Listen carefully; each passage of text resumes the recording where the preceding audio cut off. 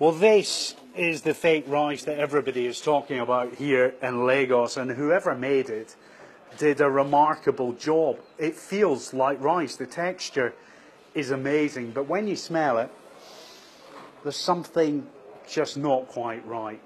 And the customs officials received a tip-off from the public, and they confiscated more than 100 bags of the fake rice.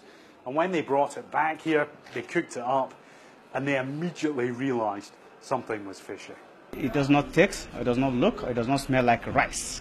You know, as an African, if you have a rice in your soya, you eat rice, you know how it feels.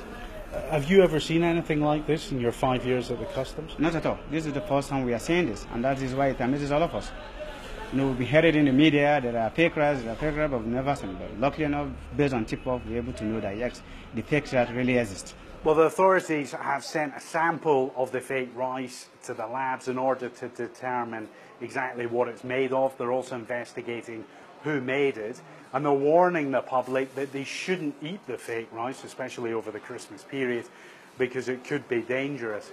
Now, thankfully, fake food in Nigeria is rare when you compare it to countries such as China. The big problem that Nigeria faces is fake pharmaceuticals, and that's a danger that costs the lives of hundreds, perhaps thousands of people every year.